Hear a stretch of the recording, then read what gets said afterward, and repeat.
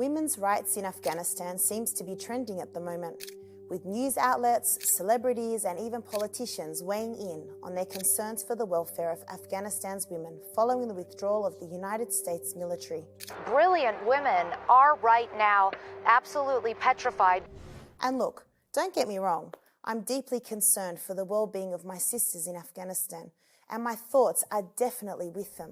But seriously, since when did the boisterous voices we're hearing today ever care about the women of Afghanistan? I mean, did the US military really care about the women of Afghanistan when it was sending down carpet bombs indiscriminately killing them? How many of the 4 US presidents who also often repeated the claim they're not responsible for nation building actually took responsibility for the nation they were destroying? Our mission in Afghanistan was never supposed to have been nation building. The immense amount of bombs dropped, the 70,000 plus civilian deaths and the millions more displaced from a failed 20-year war. And now we want to talk about the welfare of women? I'm very sorry, but most of the people talking today who were silent for the past 20 years while Afghan women were brutalized really have no moral ground to be speaking today. And while I can understand some remain critical of the Taliban given their past, despite the proposals they have made to upkeep the rights of women and uphold their education, there is still a clear and blatant distinction to be made when we are looking at the violence inflicted upon the women of Afghanistan by their occupying forces for the past 20 years. With over $2.2 trillion spent on a failed war, perhaps the US should have spent some of that money on actually cleaning up the trail of destruction they've left behind. The 20-year war has exacerbated the effects of poverty, malnutrition, poor sanitation, and lack of access to healthcare, and has severely degraded the health of the Afghan population.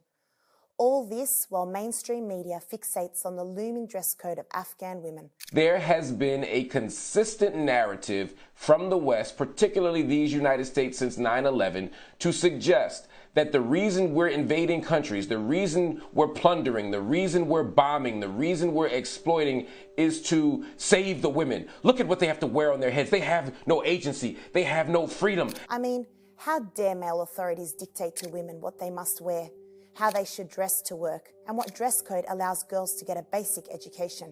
Sounds a bit misogynistic, right? Well, maybe we should have a look at France. Women's rights and child welfare has always been utilised as propaganda to encourage pro-female bombings and invasions, so suburban Western mums would feel like philanthropists as they send their husbands to war. So what was America's legacy in Afghanistan?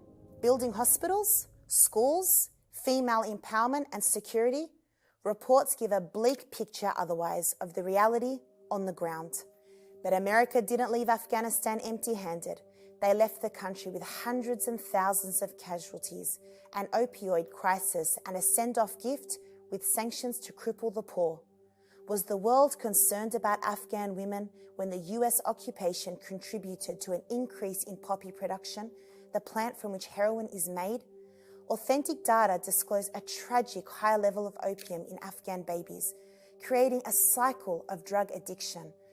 Was the world really concerned about Afghan women when their occupation inflicted invisible wounds like PTSD?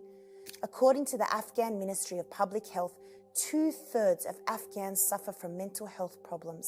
Was the world concerned about Afghan women when the occupation routinely bombed innocent civilians in weddings, graduations, and hospitals? Was the world concerned about Afghan women when the occupation disabled thousands of their children with landmines and cluster bombs, leaving villages destroyed and families in abject poverty? The answer is no.